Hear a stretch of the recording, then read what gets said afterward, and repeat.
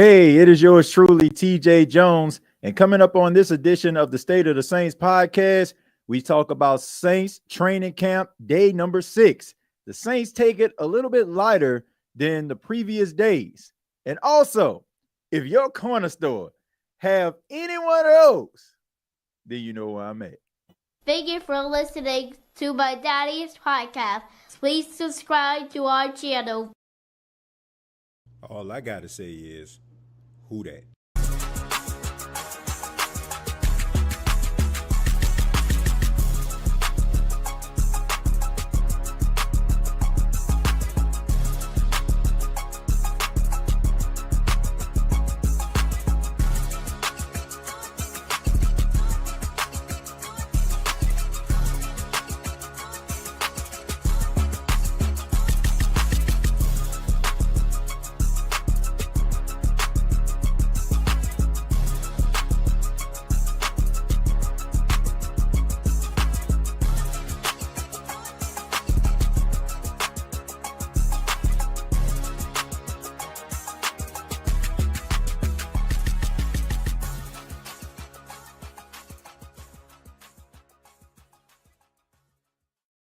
Hey, what's going on, Who That Nation? It is yours truly, TJ Jones. And yes, I am the host of the State of the Saints podcast. Thank you so much for checking out the State of the Saints podcast, where we talk New Orleans Saints. No, it's a little bit late, but I did want to talk a little bit about Saints training camp day 6 and some of the storylines coming out of the 6th day. But before we get started, I ask that you hit the like and subscribe button. Help the State of the Saints podcast to grow. I would really appreciate that. And also, special shout out to everybody that checked out the most recent episode of the State of the NFL podcast. I cover a little bit more than I normally do. I usually pick one NFL topic, but so much has went on today and stories that just don't make no sense. Like what happened in Manhattan. I talked a little bit about that. So make sure that you check it out. I'm going to go ahead and put that link down in the comments. And I'm just encouraging those people in the comments or even checking out the show to please just check out the episode of the State of the NFL. And if you like it, hit that subscribe button. We're definitely trying to grow that channel over there. And shouts out to everybody that has already subscribed to that channel. But let's go ahead and get into it. First off, I don't even need to tell y'all what that's all about behind me. I mean, normally I go into this big spiel, but if you from the city, if you from the Gulf Coast, then you already know. And the drink in the front that leading the pack, Big Shot Pineapple, is the ish. But let's go ahead and get into it, man. Day number 6 of Saints training camp. The Saints took it light on the 6th day, walkthroughs. And you got to give credit to Kellen Moore. Kellen Moore, the head coach of the New Orleans Saints, has really tried to do his absolute best to make sure that the Saints don't have too many injuries, and they have really done a good job so far. Now, having everybody up and available is just wishful thinking. Like, injuries are going to occur in the NFL. I don't care if you put the players in bubble wrap. I don't care if you ship them to Abu Dhabi. I do not care. They are going to experience some injuries. The one that a lot of people have been focusing on is special teams ace JT Gray. Now, JT Gray did practice a little bit, but at the same time, JT Gray is so important to the team. But just to know that there's only one person that we really been keeping an eye on versus how it was last year, it seemed like everybody was hurt. Everybody was dealing with something. I mean, at the beginning of the season, it's like, man, what in the world is going on? Like, they are really pushing these guys to the brink. But Kellen Moore has really paid attention to detail. And this is what I've been telling a lot of people, man, to please embrace, this entire, situation when it comes to technology, man. Like, it is so important. Like, the world is constantly evolving. Technology is constantly changing, and it's to the benefit of these players.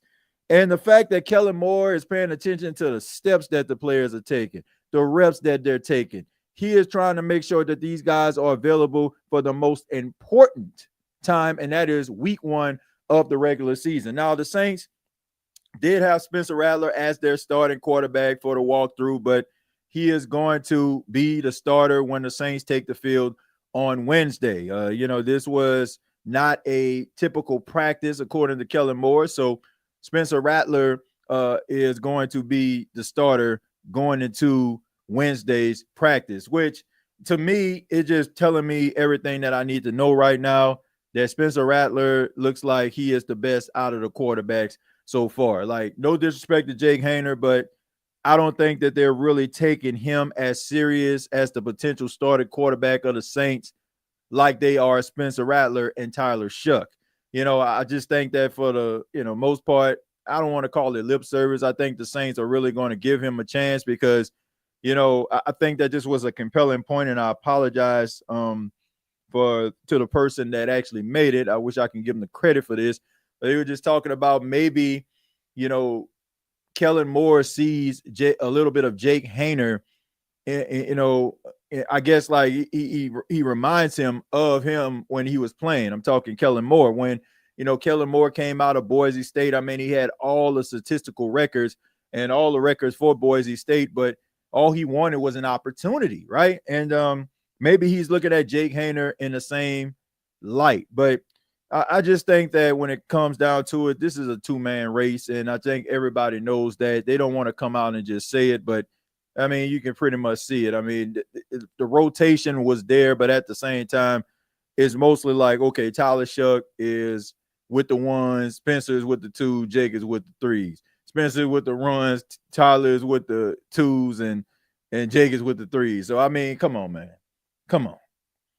Come on, man. Come on. But look, there's nothing wrong with that. And there's a lot of bright spots going on in camp. Like I said, Spencer Rattler seems like he is improving. And, he's making his case to be the starting quarterback. And I think that a lot of Saints fans need to see this from Spencer as well, because everything is telling Spencer Rattler that the New Orleans Saints want to go in a different direction at the quarterback position. And the only person that doesn't seem to understand that is Spencer Rattler. And there's nothing wrong with that, because I keep telling everybody, iron sharpens iron. These two guys are competing, and the way that the Saints have been set up over the last couple of years at the quarterback position, is probably best that you actually have a quarterback on the bench that can come in and play, because we have seen injuries at the starting quarterback spot, and a backup had to come in and finish a game, or he had to start. So if both of these guys can look the part, then I'm okay with that. There's also whispers and talk about Tyler Shuck. Tyler Shuck, he checking it down. Tyler Shuck, he don't seem like he's ready for prime time. Like all these different things. But let's not forget that this guy is a rookie. Like I know we made a big spiel about him being 25 years old and he's older than most rookies, but that doesn't mean that he's not a rookie, right? He's still going to make mistakes, and he still has to get acclimated to the speed of the game. You got to make sure that you are taking that into consideration. I don't expect for him to look like Josh Allen. I don't expect for him to look like Joe Burrow or Jaden Daniels. I just expect for him to get better, a little bit better each and every day. I think he has the athleticism. I think we've seen some of the runs that he had, when the pocket collapsed in his mind and he ran down the field. You see the athleticism. So if he can get that timing right, we see the arm strength, we see the arm talent, and you can also see why the Saints kind of gravitated to him over some of these other quarterbacks that were a part of the NFL draft. So, man, let's just pump the brakes. I understand what the expectations are. We're looking at him being the highest quarterback drafted since Archie Manning in 1971. But at the same time, we have a tendency of creating our own narrative, and we want those guys to live up to it. So we have to be very, very careful to give this guy the grace and also just see some of the things that he's actually doing that are positive, because I see a lot of positive things coming from Tyler Shuck. I just see a guy that just needs some reps and a little bit of experience. Also, the running back position. I'm interested to see how this is going to pan out. I'm looking at Kendre Miller. He looks like he's in the best shape of his career. Looks like he's more healthier than he's ever been since he was at TCU. He even said that. He looks leaner. He looks more explosive. And this is what the New Orleans Saints need. Some of these guys just probably needed a wake-up call in the form of competition, true competition. Like, if I don't push myself to the absolute brink or get myself in an absolute best condition, then somebody will take my spot. Because if Kendra comes through lacking, then you have Clyde Edwards-Helaire, who has proven that he can run the football and be effective when he was with the Kansas City Chiefs. You got Cam Akers, who has made a lot of noise in the league from time to time, especially during his time with the Rams. Those injuries probably slowed him down a little bit, but even last year, he showed a little bit of that explosiveness he did when he first came out of Florida State and was drafted by the Rams when he was with the Vikings. So all of those guys, and also Marcus Yarns, the young upstart who I feel like is probably going to alleviate Rashid Shaheed from those special teams duties because he is a very, very special teams player in his own right. But there's so many different guys that are in the backfield. If he goes and he just slacks off, I'm talking Kendra, those guys are just going to jump in front of him, man. It is competition at the end of the day, and you have to appreciate what is going on right now. I don't know what the Saints record is going to be, and I'm not telling everybody to sit up here and be, pounding the drum for the New Orleans Saints, but, you have to have a wait and see approach. But I have an appreciation for Kellen Moore having a plan, right? If anything, like, you don't know if this is going to pan out. You hope that it will, but at least Kellen Moore has a plan. It feels like he is trying to, come up with his own culture, his own style, and he's also trying to look out for these players. That is why it's very important sometimes to have a player's coach. Now, let me make sure that I break this down for you. Sometimes when we hear the phrase player's coach, we think about a guy that just allow the players to do whatever the heck they want. That's not what I'm talking about. You could be a player's coach, but also pay attention to details, have expectations, demand excellence, and guys will run through a wall for you. But you have to be able to have balance. And right now, he's establishing himself. Every single time I see Kellen Moore go to the podium, it seems like he gets more and more confident in what he brings to the table and who he is as a coach. I can understand, this is your first opportunity at being a head coach. You're young. You're probably thinking to yourself, like, man, this is overwhelming. But every single press conference, it seems like he gets more and more in command of the cadence of the media, staying there a little longer, appreciating the time, and also, being as effective when it comes to answering the questions. I like what I'm seeing from Kellen Moore. Now, once again, this has to translate to production on the field. But right now, just having a plan is working out for Coach Kellen Moore. But let's go ahead and read some of your comments, and then we'll go from there. Says, happy birthday to Jerry's pops. Yeah, happy birthday to your dad, Jerry. Yeah, it's a blessing, man, to see another year. I wish that he has many more birthdays, man. God bless you. Says, what's up, Greg Sims and Justin Wallace? What's going on, fellas? Thank y'all for being here. In Cali, they sell big shots for $5. They call them exotic. Oh, man. Look, they try to take them from coast to coast, but there's only one big shot, all right? There's only one big shot. And everybody, from the city and, like I said, the Gulf Coast region, y'all already know what's up. I can't drink them like I used to, of course, being a type 1 diabetic. But when your boy was in the city, man, sometimes you got to click that insulin. I got to get me a big shot, man. I don't try to eat as much sugar, but, man, hey, when I hit the city, yeah, I gotta grab at least one of them. Let's see. Me too as well, TJ. Yeah, he do that good, though. We need somebody like him. Everybody know TJ.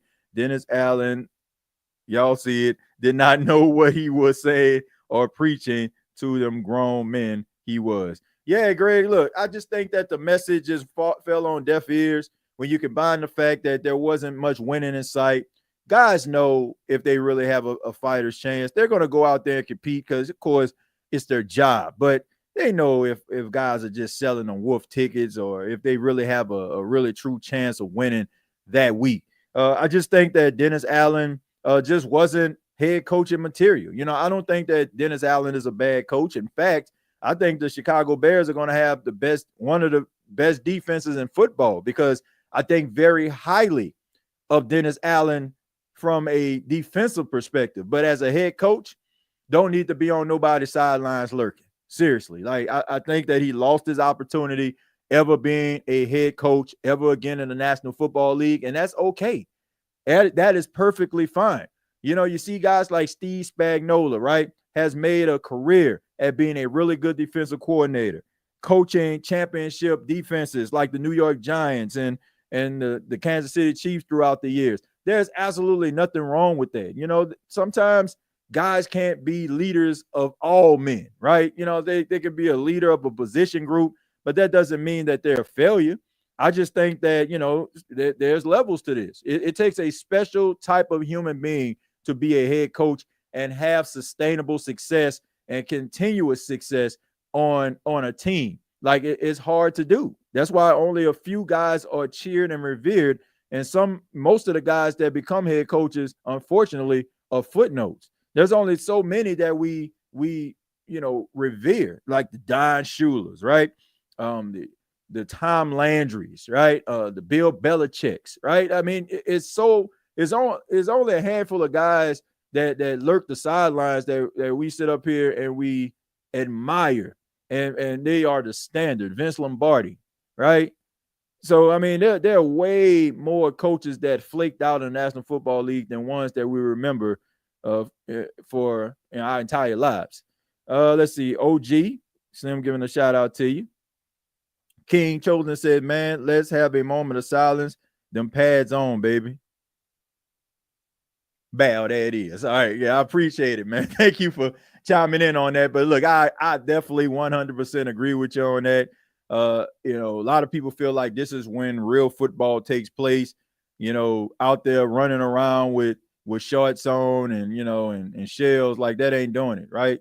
It's time to see what these guys can really do because, you know, make no mistake about it, when the season starts, like, the other team is going to try to hit those players constantly.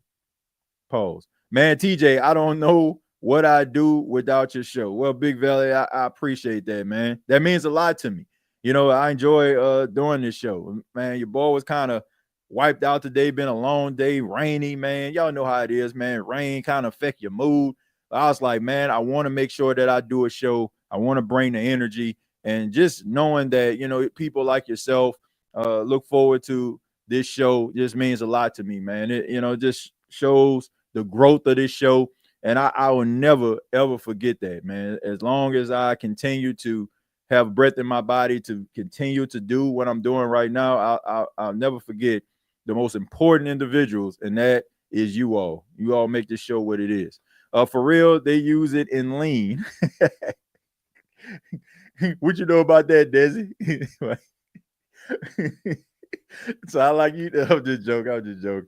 Let's see, Mr. Rob, I'm hearing from WWL Bobby Abel saying Tyler Shuck may not start till game 6 if the Saints go 1-4 with Rattler. In my opinion, I wouldn't change quarterbacks because these guys have to go through growing pains. I agree, Rob. Look, here's the thing. I'm not looking for Tyler Shuck to start. I'm not looking for Spencer Rattler to start. Like, I'm not saying that, like, one of these guys are going to start, but my point is, whoever starts, like, they won the opportunity. You know, I'm not sitting up here like preferring one guy over the other. Whoever they decide is the starting quarterback, that's who I'm going to support. And that's the guy that, you know, I'm hoping that is going to help the Saints win more games than they lose. When it comes to Tyler Shuck, guy is a rookie. I want people to understand this. Like, I don't know what some people expected from Tyler Shuck. This is why I was saying at the beginning of the show, we have to be careful at the expectations that we have created with our own minds, and we want these guys to live up to it. You have to really look at this situation and really look at the quarterback and see. And also look at how rookie quarterbacks in most cases end up like their first season, right? I mean, a lot of ups, a lot of downs, mixed bag, like, so I'm not concerned about Tyler Shough and, where he's going to be. Like, if he has to sit on a bench for an entire year, that's cool. I mean, those mental reps that he get could possibly help him going into the next season. And if Spencer Rattler ends up being a really good, solid quarterback for the Saints, win some games, improve tremendously, then, I mean, that's a good situation for the Saints to be in, because you have yourself two young quarterbacks, and one of those quarterbacks you have among league circles who respect this guy, feel like he is a diamond in the rough. So, there could be possible trade value between one or the other, so I'm not concerned about Tyler Shough, man. And I don't care if he doesn't start right away. That just tells me that Spencer Rattler has improved to a point where the Saints believe in him, because we know that the New Orleans Saints want Tyler Shough to be the guy. Plain and simple. You're not drafting a guy in the second round and don't want him to be the guy eventually. So if Spencer Rattler ends up, taking the reins and becoming the consistent starting quarterback of the Saints, he earned it. He earned it. TJ, I found some Chewies out here in Atlanta like we used to get at the corner store. Man, yeah. I used to like the green onion, Keno. Those were my favorite, the green onion Chewies. Yeah. But that's what I always get, man. I make sure that I get at least a big shot of pineapple. I get every flavor of Chewies, and I got to get the hot sausages on French. I got to get the hot sausages on French. I go to the store with a cooler and I get about 2 or 3 buckets of hot sausage. Because look, y'all know I stay in South Carolina, so they don't have Patton out here, right? So shouts out to my dad. I know sometimes like he'll send me like a New Orleans care package. He sent me like a 10-pound box of hot sausage pads one time. If you watching this show, don't be afraid to send your boy that again. But yeah, man, look, when I go down to New Orleans, man, I got to come prepared, man. I got to come through and make sure that I get a couple buckets of hot sausages. Got to bring that cooler with me, man. Got to. Look, I'm going to tell y'all right now, if I'm in New Orleans, there's like the first place I'm going to stop at before I even probably visit a family member. I'm going to Cajun's on Claiborne. I'm getting me a shrimp and fish platter. Like I ain't hard to find, like Deion Sanders say. When I say I'm in the city, y'all, like that's where I'm gonna be at. Because there's so many different places, man, I just missed. It was interesting going to practice Monday and seeing the things that all the reporters have been talking about. It is very accurate. Yeah, I mean, look, man, shouts out to these reporters, man. Look, the Saints reporters, I know sometimes, some Saint fans give them a hard time, feel like they ask softball questions. Like if you look at the journalistic, work of all of these writers, man, they do an outstanding job, man. They really do, and I think sometimes, you get frustrated because you want to hear more, but they really do a good job, man. And they take the time and they break down every single player and they give you the background stories. Shouts out to my guy, Ross Jackson. He does an outstanding job, man. I tell this guy, man, he's the hardest working person I ever seen in my entire life. Like, he really cares about giving people information that they need, and he loves doing it. And shouts out to guys like Nick Underhill, Luke Johnson, Matthew Parrish, Matt Ewing, also my guy Rod Walker. I know a lot of people have a little of a love.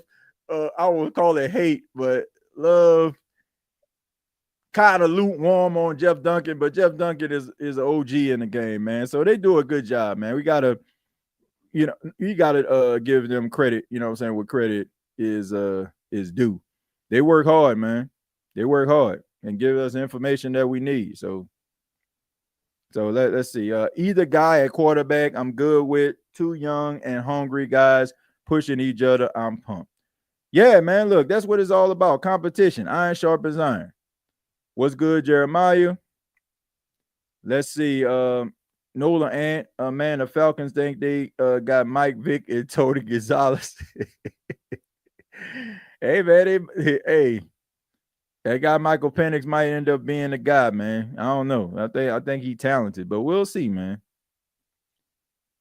You know, Cajuns is the ish. Yeah, Cajun seafood on Claiborne, man. Look, if them boys hit me up right now, I'd be like, TJ, man, we need you to promote the restaurant, man. Look here. Just give me a shrimp and fish platter every time I hit the city. And I'll promote it all season long. I don't care, man. Jaguars starting defensive end. Josh Allen Hines, 7-year-old son Wesley, is in complete remission and recovering well while he has leukemia. Well, that's great. That's great to hear, man. I mean, man, my goodness, my goodness, man. As a father, as a parent, man, like any pain, any hurt that your kid experienced, like you wish you can put it all on yourself, man.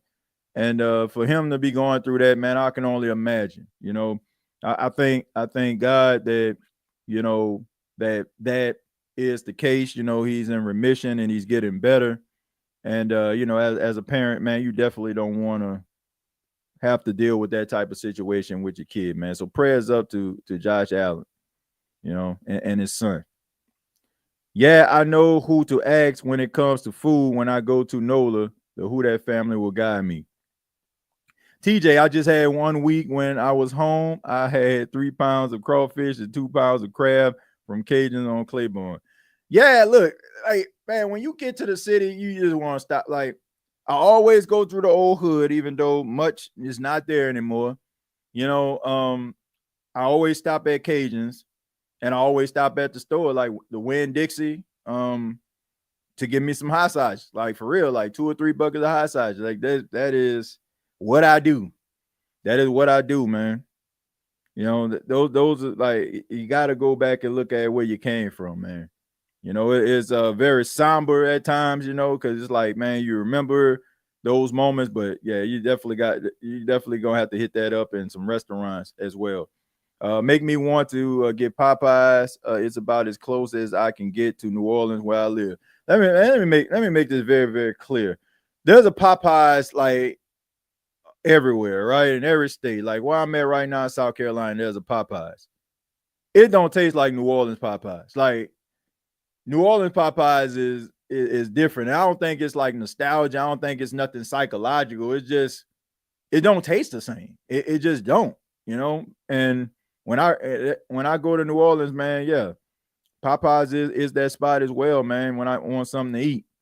You know, definitely one of the spots, man. But I definitely like hit up like corner stores that I grew up, man. Gotta continue to show love to those places.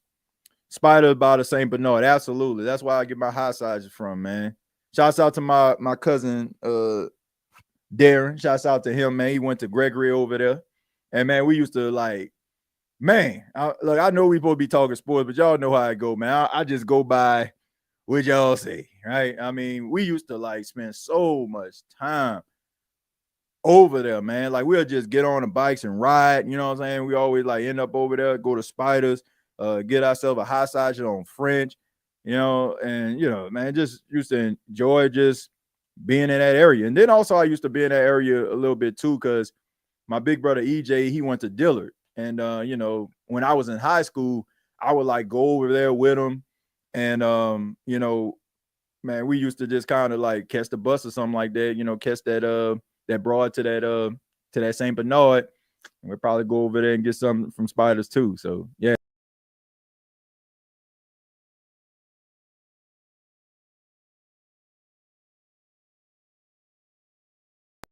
Yeah, sorry about that. But yeah, man, I'll bring back memories on that. Let's scroll up a little bit. Let's see. It says TJ. I like how Kellen went off on players for committing reckless penalties. Shows he's pushing for discipline mindset. Yeah, you got to change that, Keno. You know, like the first thing, like anything when it comes to business and management, like in my former life before I got into broadcasting and doing the radio thing, I was a store manager for those that don't know. And, there were like places that I would go to. Like I got to a point where they would put me at a certain store and then I ain't trying to brag, but I'll clean that store up and they'll send me somewhere else that's kind of lacking. But the first thing that I would do is I would look at the numbers. Like I would look at like what category is failing, like what side of the store is failing. I put a lot of emphasis on that, right? To try to improve that. The thing about it is you don't spend time on categories that's doing well, or some of your highest categories. Like you want to keep that maintenance and well maintained, but you want to put emphasis on the categories that are lacking. The penalties last year were egregious, constantly like making big plays. Then they'll get called back on a holding penalty or a pass interference call or a false start. Like you have to pay attention to details, right? The emphasis on keeping guys healthy. We know that it was a mash unit last season when it came to the New Orleans Saints in a battle of attrition. I mean, attrition whooped them boys' tail. Y'all know it. I know it, right? Kellen Moore is doing what most managers do in struggling situations. Find the category that is lacking and puts more emphasis on that particular category than the ones that are thriving in the store, the good qualities, right? You got to pay attention to the qualities that are not so good, right? Negative qualities. And that is what he's doing. So, and also you got to set the tone. He is setting the tone, but not allow, oh man, he'll get it right. Oh, today wasn't a good day. No, address it right then and there. I've been hearing from Saints fans that have been in the crowd, how the coaches are really on these players' tail, like Chris Olave, right? When he had when you had a cornerback that was probably a third or fourth string cornerback breaking up a pass on you, like they getting on you, right? Because you're supposed to be that number one guy. If you keep these guys motivated, and most importantly, when you hold them accountable, that's when I feel like a breakthrough is going to happen. So I'm glad that he did that. And I hope that this is just, signs of things to come, because this team needs a wake-up call, man. Needs a wake-up call. I think they want to break through, but you need somebody to show them how. Man, I make my own food. LOL, gumbo, boudin, different pastas, red beans, and rice. A lot. I mean, he said all that. And I'm traditional too. Look, ain't nothing wrong with that, man. I make gumbo every now and then. I haven't made any in a while. I even shocked my wife. She was like, I ain't think it's gonna be that good, man. Look here. I just have a mama I can just call up and she just, tell me what to do. Mom, I'm trying to make this. Okay, you need this, you need that, you need this and that. And I just follow her recipe and we good. TJ, which pecan candy are you going with? St. Bernard or homemade? Yes, I'm judging your choice. Man, look, they used to have this girl that was in our neighborhood, man. I won't say her name, but she used to like sell ply-rings, and she used to like, I call it ply-rings. And she used to like go from door to door, man. This was a different time for some of y'all young cats. And she would go door to door with it. And I would buy pecan candy from her, but she had the best pecan candy. But you know who can make some pecan candy? I'm about to tell y'all right now. My mama. And I'm not just being biased here. I'm serious. She can make some pecan candy. Like, holler at my mom around Christmas time and say, Miss Carolyn, I need some pecan candy. I guarantee you would not be disappointed. But I guess in for the sake of this particular question, King Arthur, I would have to say homemade, because most of the time my mom made the pecan candy, and also like the best thing about it was my grandparents, they used to have a pecan tree like in front of their yard, right? It was a huge pecan tree, man. And the pecans are like fall down and stuff like that. And you would have people like from the neighborhood that would knock on my grandparents' door and ask could they pick some pecans. Like you go into my grandmother's kitchen, and next to their windowsill was like I told y'all, my grandfather was a carpenter. He used to have those 5-gallon buckets. I mean, 5-gallon buckets of pecans. Like, so it was, man, it was so easy to get. And then, like I said, everybody from the neighborhood used to pick the pecans. Like we would come from church and we'll just see people out there just picking pecans off the side of the house or whatever like that. So yeah, man. But yeah, my mom used to make and still does. I think she still does. Like every holiday, she makes that pecan candy. Boy, you ever been to Buttermilk Drops in the 7th Ward? Yeah, I mean, look, Buttermilk Drop from McKenzie's. Yeah, I mean, look, but I used to go to the McKenzie's on St. Claude Street. That's the one I used to roll with. As y'all can see, I mean, day 6 was pretty much a walkthrough. Nothing too much happened, to a point. Everybody was kind of paying attention, focusing on JT Gray. We'll get back to real Saints talk, once they put the pads on. Shouts out to Jerry. I think he said that he was going to go out there on tomorrow, man. You got to keep us posted on what transpired there, Jerry. Man, I used to pick pecans all the time and have someone make clarines or ooey gooeys. Yeah, man, look, that was during a time where, you can trust folk, man. You had the candy lady down the street getting the frozen cups, man, get the ice cream. But like I said, man, like never was short on pecans. It's so crazy. Like my grandparents' first home, like that was in our family for like 40 years, right? Before they moved. In their backyard, they had a pecan tree, and then they moved to another house that just so happened to have one. I mean, you can't make this stuff up, man. So, I mean, pecans were always around when I was a kid growing up. Man, I miss those times, man. That's nostalgia right there. Just being a kid picking pecans, like sitting on, the little bar stool inside my grandmother's kitchen and peeling pecans. It ain't no fun on Christmas, though, when mama have to make about 100 of them for different people. Not fun at all peeling those pecans. I hated when people came and picked pecans. They stealing all the good ones. Yeah, man. But they would catch they would catch like us, like they know my grandfather was a pastor and we go to church every Sunday. So they know to come by the house between 11 and 1 because they know ain't nobody gonna be there. Sometimes, if one of my uncles just so happen to stay home, they'll catch him and be like and run them off. But my grandfather, he never really ran anybody off. He just like would tell them like, man, just make sure that you just let me know, knock on the door or something like that, or leave a note or something. Wow, TJ said McKenzie's, that's such a blast from the past. Yeah, man, I used to go to McKenzie's almost every morning off St. Claude Street. And man, we used to I used to walk to school most of the time when I was going to Colton. I think it's called Kip now or St. Claude. But yeah, I mean, yeah, I used to go over there all the time. Used to love them Buttermilk Drops, man. Jeans on St. Claude, high size on French was the best in my opinion. That was good stuff right there. That was good stuff right there, man. Look, I spent so much time at Jeans, and I don't mean just going in there. I mean, I think everybody caught the Franklin, right? Everybody, like for the most part, people that stayed in the 9 or the 8 caught the Franklin, home. So I mean, that was the Franklin bus stop. You can also get off the Franklin, catch the Elysian Fields or whatever like that as well. So yeah, but I spent a lot of time over there in Jeans, and that was a staple.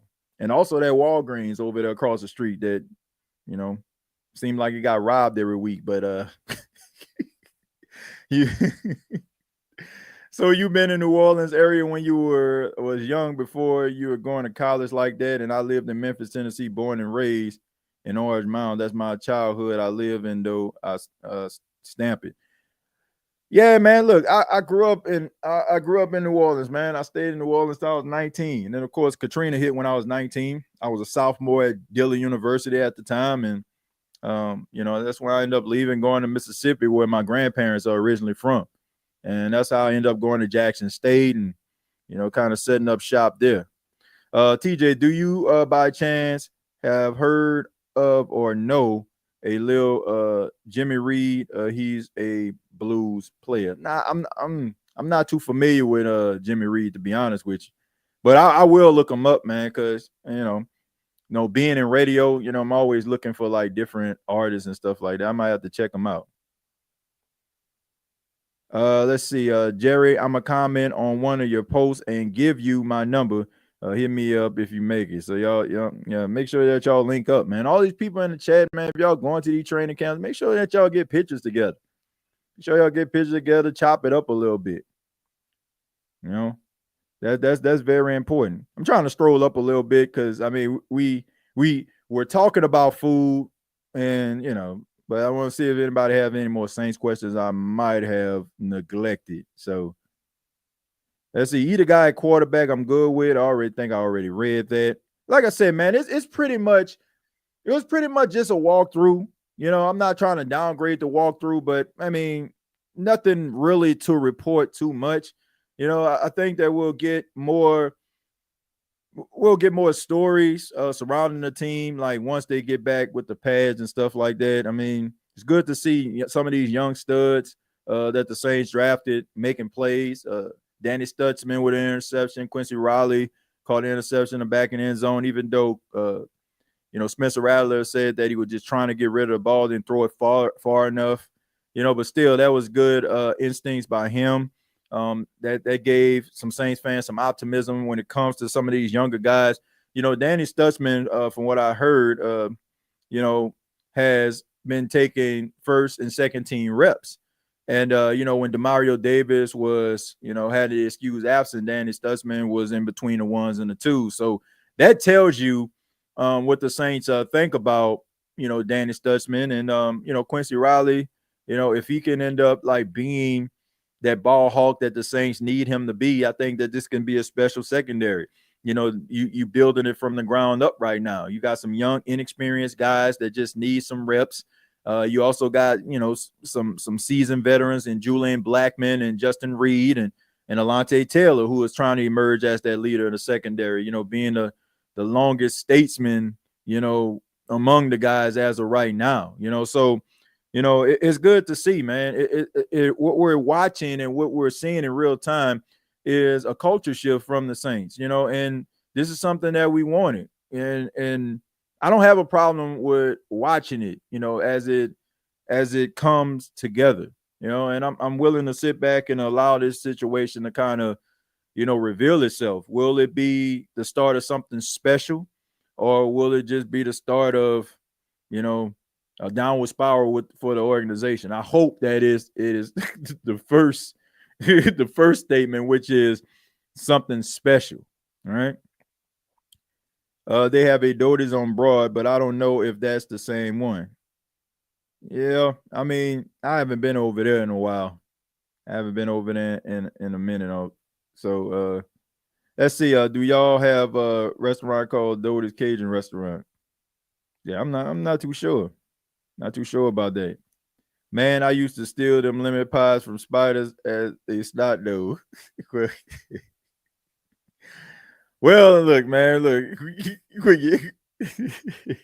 when you know better, you do better. We glad that you're here, Ball, and not, typing from a local lockdown facility. We appreciate that.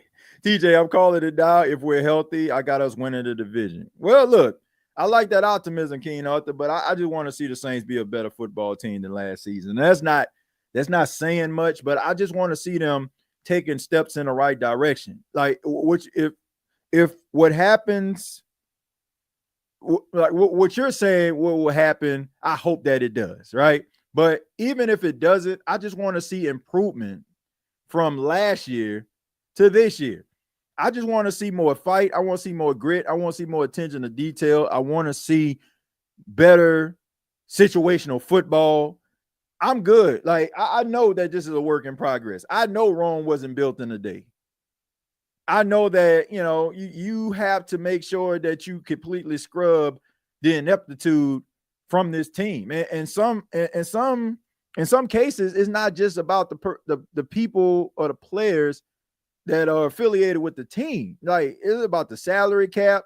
It's about some of the decision making. It's about maybe changing your perspective of how things are and what they need to be. Like, it takes it takes more than just these guys running up and down the field, man. It's gonna have to take upper management to get on board too. And I'm not talking about people just up here just, stubborn as a mule and that just don't want to budge. Because in some cases, I'm looking at, I haven't been proud of Mickey Loomis in a very long time. I'm just keeping 100 with y'all. As an onlooker, as a person that has been a fan of this team since I can remember, I have not been proud of Mickey Loomis in quite some time. The one thing that he has done over the last few years that I can appreciate was his last press conference. The best Mickey Loomis press conference he has ever had as the Saints general manager. And I know he's been here for a very long time, but I'm talking about when it comes to having an impactful press conference. Because I told y'all, when Mickey Loomis was giving his press conference when Drew Brees and Sean Payton was here, like nobody really paid attention to what he was talking about. Like nobody really cared what he was really talking about. Like, oh, okay, Mickey, what you talking? Okay, all right, whatever. But now it's like fans are hanging on his every word because he represents that leadership that Saints fans looked up to because that was the best that they have ever seen. So to me, I have an appreciation for him going to the podium and not faking the funk and realizing where the Saints are. And it's going to have to be one of those situations where they're going to have to dig themselves out of a hole. No problem with that whatsoever.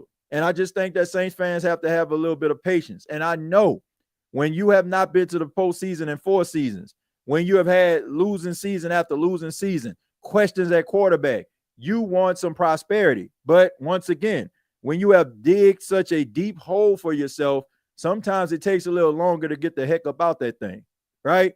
There isn't, like this machine that just brings you back up to the top. Sometimes you just got to figure this thing out. Anybody ever seen that Batman movie when he had to get out of there? Y'all know what I'm talking about, when he had to get out that tall little crypt or whatever, like get out that hole, and he kept on falling, like it ain't easy to get out of there, right? But he tried to get out every single time and he kept falling and eventually he got himself out of that thing.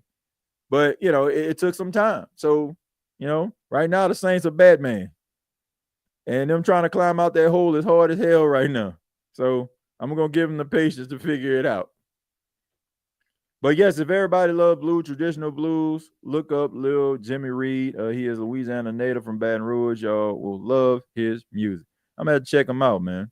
I always have an appreciation for new artists, artists that I'm not really too familiar with. Let's see. Have you been any wars in New Orleans area, TJ? I've been the entire area in Memphis, Tennessee. You know what I'm saying. Orange Mound, South, East, Mid, Oak Haven, Whitehaven, Frazier, and North Memphis for real. Look, been to a lot of places in New Orleans. I mean, that's my hometown. I still, went to many wars and, been to many places around there, So yeah. When you grow up in a city, in an area, you get around. TJ, do you think Rasheed will turn that corner, become an all-around wide receiver route tree and yards after the catch? I don't think he has an issue with the yards after the catch. I don't. I think his ability to be so effective on special teams, it translates to him playing that wide receiver position. I'm just gonna go on record and saying this, folks. I don't want to see Rashid Shaheed on special teams. I want to see maybe Marcus Yarns do that, right? I mean, he was a special player on special teams when he was in college, right? So I think that you need to start transitioning Rashid Shaheed away. If you just need a spark, for example, like they just say you need a spark, game nip and tuck, and you put Rashid Shaheed back there to return a punt. That's cool, but I don't want to see Rashid Shaheed. Look, if Rashid, like people have been talking about Rashid Shaheed, oh man, he been just as hurt as Chris Olave or whatever, but I would rather see, I don't want to see him hurt at all, but if he was to get injured, I would rather see him him contributing on offense, being that wide receiver 1, 2, or whatever, right? I would want to see that. But look, I think that Rashid Shaheed has the potential to be the star wide receiver of the New Orleans Saints. And people think that I'm crazy for saying that, man. But I'm going to tell y'all why I feel this way. It has nothing to do with the injury of Chris Olave. Man, I just wish, and I'm not just saying this to try to put eyes on my content, but I just wish that the people that made comments on social media, on Twitter and on Facebook about things that I say, I just wish they would tune in for a few minutes so I can elaborate and explain it. It is so hard to explain how you feel with just a few characters on social media. And people that's how narratives are taken and ran with. I don't have an issue with Chris Olave. I think Chris Olave is special. And I'm not saying what I'm saying about Rashid Shaheed to slight Chris Olave. What I pay attention to, Who That Nation and sports fans, I pay attention to guys' trajectory. Like, let's just say a guy, he gets drafted and he's good, right? First year, solid. Second year, solid. Third year might be a little bit better than the second year. You know what I'm going to say? I'm going to say that guy probably going to be a little bit better in a couple of years, but not to a point where everybody would expect him to be at, like top tier, elite. Every wide receiver that you see that has come of age, you have seen sparks and you have seen special moments, and they have built on that year after year after year. Rashid Shaheed is not the same wide receiver he was in his rookie season. The Saints had him doing jet sweeps and wide receiver screens, right? Deep passes down the field. He's much more than that. Now, there's one thing that I do feel that Chris Olave does much better than him, and that is the contested catch. I'm hoping that the muscle that he has put on, he has really paid attention to maybe some of those contested catches, because I feel like that is the one thing that is separating Rashid Shaheed from really truly being talked about as one of the next big things at the wide receiver position. But he has gotten better every single year. And I believe in the system that Kellen Moore is bringing to New Orleans. It has proven that you can get those yards after the catch. His offense is designed to create separation for his wide receivers to be able to make plays in the middle of the field and be able to get those yards after the catch. That's never has been Rashid Shaheed's issue. So as far as I'm concerned, I think that Rashid Shaheed does have the potential to be a 1,000-yard receiver. I do feel like he can be a top receiver in the league representing the New Orleans Saints. People want to talk about, where he come from, but did anybody expect a 6'4" guy running about a 4'6", 4'7" coming out of Hofstra to be one of the greatest wide receivers in New Orleans Saints history in Marcus Colston? Absolutely not. You find diamonds in the rough, you tap into their potential, and they become something special. Rashid Shaheed is a special football player. He just has to work on the little things, but every single year I see improvement from his game. So it's not a slight. It's not a slight on Chris Olave at all. I think that Chris Olave is great. But, if I'm the New Orleans Saints, offense, coordinators, wide receiver coach, Kellen Moore, I'm looking at Rashid Shaheed flashing right in front of me. So maybe I had a idea, a plan for him, but the way that he's coming to camp, the way that he looks, the way he's approaching the game and how explosive he looks now, look, man, plans got to change, man. We got to add a little bit more to his plate. I mean, I would. And I'll keep him away from special teams unless they really need him. Fourth quarter, tied ball game. We need to flip the field here. Put him back there. But have him focus on being that wide receiver that you need him to be. Cook the other day looked great. Even at 31, he is still quick and elusive as ever. Yeah, I mean, look, Brandon Cooks can always run. I mean, he can always run. He's always been a disciplined route runner. I mean, he won a Belindakoff Award coming out of Oregon State. And he was a really good wide receiver for the Saints. I just think that the Saints needed more.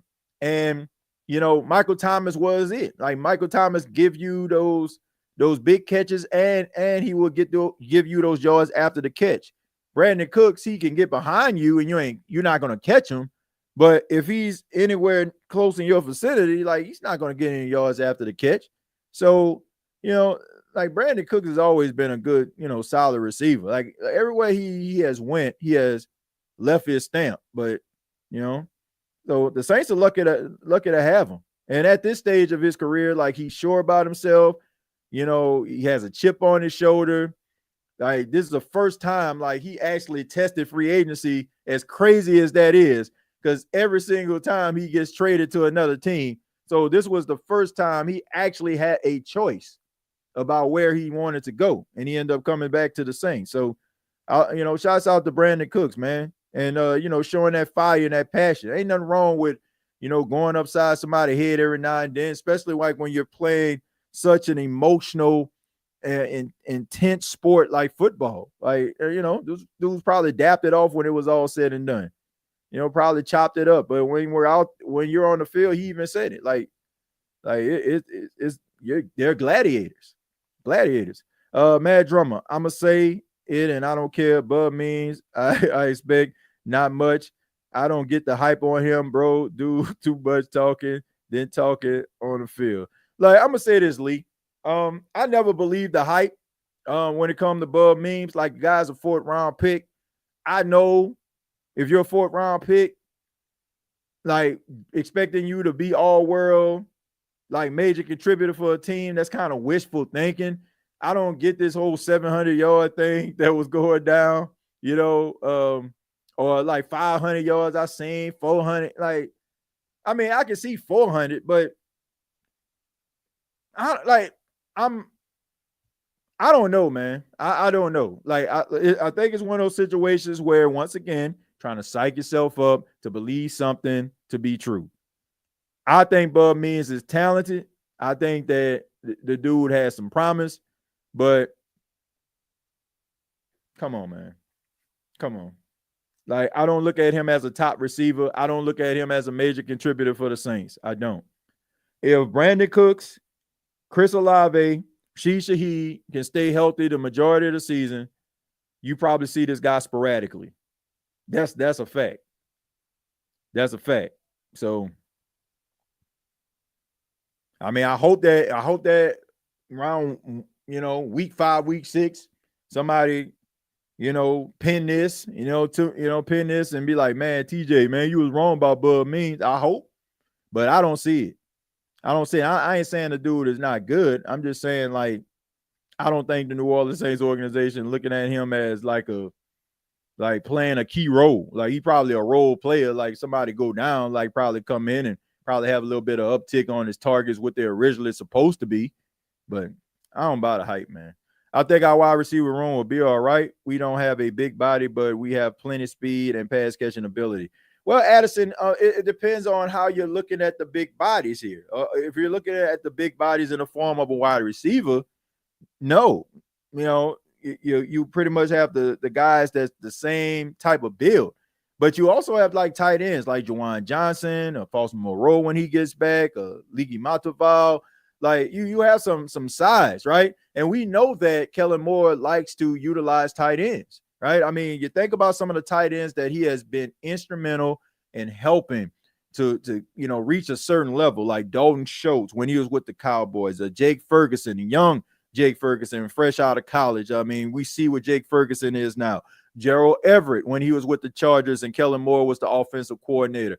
Dallas Goedert, even though he has been one of the best tight ends, it seemed like he took it to another level when Kellen Moore was his offensive coordinator. So, I just think that you're probably going to see the tight ends being utilized. And I also feel like that would probably work in a favor of Spencer Rattler. And I mean that, what I mean is I feel like Spencer Rattler really utilizes the tight end. So I think that is going to help him maybe, have a little bit more of a, be a little bit more ahead of the curve. There we go. A little bit more ahead of the curve than Tyler Shuck in that regard, because that's what he mostly looks for, in some of those situations, those utility blankets in the form of a tight end. So maybe the New Orleans Saints aren't really looking at the wide receiver position because maybe they're looking at their tight ends to serve that big body wide receiver type role. We know Juwan Johnson can catch the football.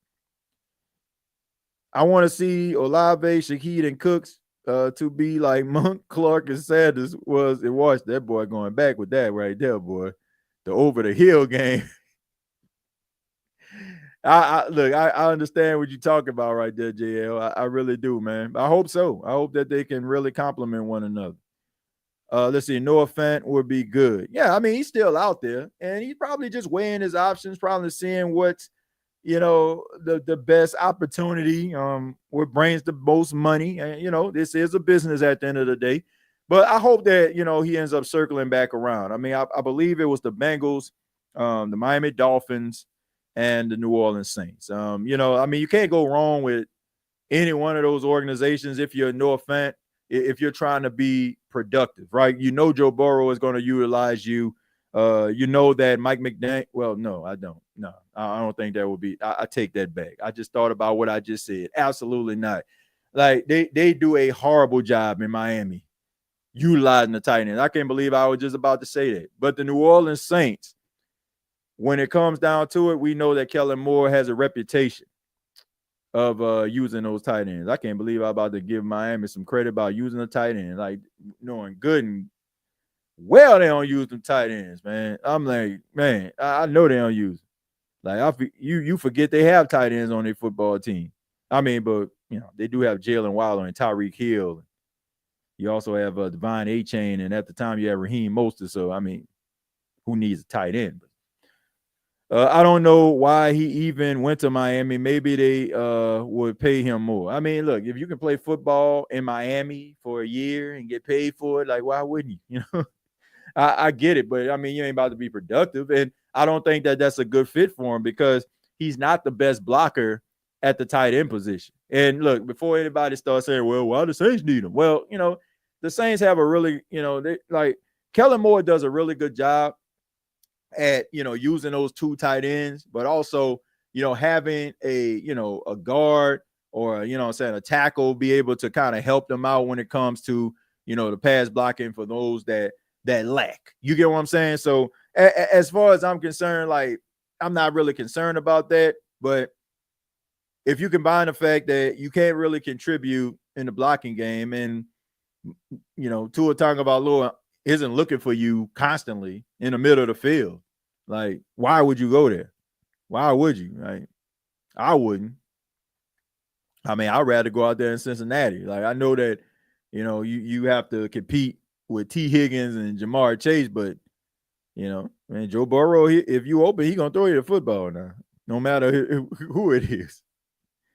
Do you see us adding more on the O-line? No, I don't. I think that what you see is what you get, Matt Drummer.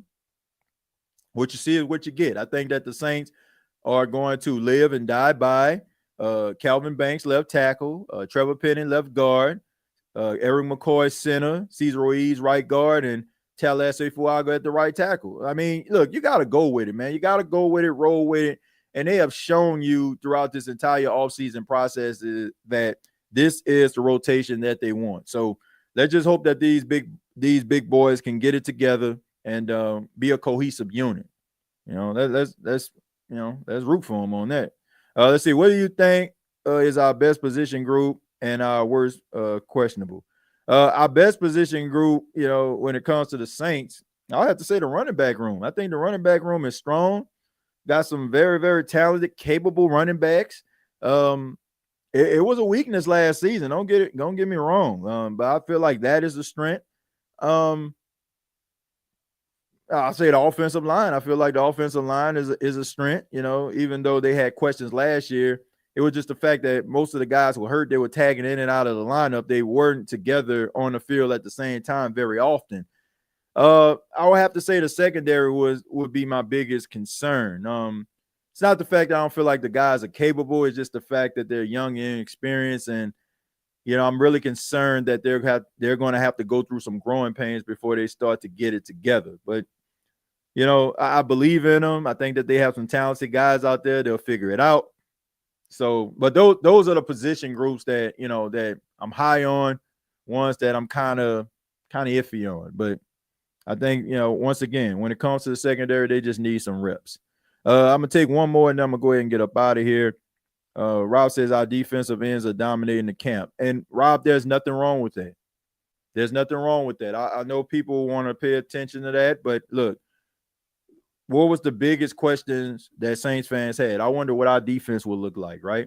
I wonder what the defense is going to be. I wonder what the defense is going to do. Well, the defense came out there, pretty much leading the charge, and we know that the offense is only going to get better, from where they are right now. So, I mean, the better that defense can actually get, Chase Young flashing, Carl Granderson flashing, Brian Brzee, who I feel like is going to be a double-digit sack guy now that the Saints have put a defensive end tag on him. And then you also have Cam Jordan providing leadership and also help in run defense.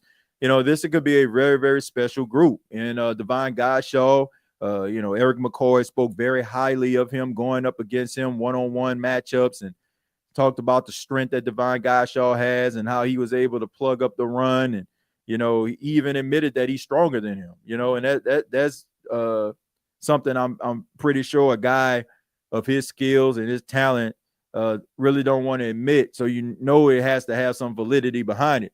But, I want to see what this defense can do. And I definitely want to see them get the quarterback on the ground. If Carl Granderson, Chase Young can get it together, be that Freeney and Mathis that the New Orleans Saints need, add some Brian Brzee, have Cam, providing the spark as well, from time to time. I think they'll be okay. I'm not really looking, and this is not I hope Cam don't take this as disrespect, but when you have done so much in this league and you're a seasoned veteran, most teams are just looking at you to contribute, but also to be a leader. It is time for those other guys to step up and make some plays, man. I think about like, when you watch like a movie, right? And let's just say, it's a movie where the main character, is the star. And then all of a sudden, like the character will still be in the movie, but you'll probably see like a young upstart, like doing most of the active stuff. And they'll probably have that veteran who's, the big time movie star doing just a little bit, kind of like, with Indiana Jones, right? Indiana Jones in the 80s, he doing all these different, stunts and all this kind of stuff. And then when he got older, you start to see the younger guard doing it. That is what you need. You need the younger guard to be able to step up. If I'm still looking for Cam Jordan at age 36 in 2025, and you got a young Carl Granderson, a young Brian Brzee, and a young Chase Young, Devon Godshaw, he's 30, but he's still relatively young. Like, Vernon Brighton, it's like you still like these guys got to be able to step up. And at the linebacker position, Pete Warner and Danny Stutzman and even Isaiah Foskey, it's time for these guys to flash. Because if not, then, we're going to be dealing with the same situation. You want to see your young stars be stars, and you want to see those veterans flash, but, you're not looking for them to, set the world on fire, so to speak. Like, it's just the way that it goes. It's just the way that the league is, right? It's just the way that it goes. Like, it's a young man's game. So you expect for those young studs to make some plays. But I want to say thank you all for checking out the State of the Saints podcast. I really do appreciate it. I hope that you enjoyed it even more than I, enjoy bringing it to you. It's always a pleasure to speak and talk to you all and see the chat and see those that don't even, come in the chat, to stop by and talk a little Saints football and some big shot sodas on the way. Get some cold drinks, and hot sausages on French, man. Y'all, you never know what you're going to hear here on the State of the Saints podcast, but that's what makes this show so special to do. But be sure to subscribe to the channel if you have not already. Hit that like button if you enjoy the content. You can check out previous episodes here on YouTube, and also check out the State of the NFL podcast. I got a new episode up right now. Went over the NFL news that's making its rounds. So we talked about Trey Hendrickson reporting to camp on Wednesday. We also talked about Christian Wilkins and that weird situation he got going on. Don't know what's happening with homeboy. The Manhattan shooting that just didn't make any sense at all. A guy tried to go into the NFL office and, take matters into his own hand, had a grievance against the NFL, had some issues, with his mental health. Just sad stuff right there that left 4 people no longer with us. And, we also talked about Isaiah Likely. But all those stories are available on the State of the NFL. Hopefully that you enjoy it so much that you subscribe to the channel. And once again, much love to each and every one of you. We'll be back on tomorrow as we discuss Saints training camp day 7. They're back outside. They back in pads. And we're going to be giving it to you. Till next time, all I got to say is, who that? Thank you for listening to my daddy's podcast. Please subscribe to our channel. All I gotta say is, who that?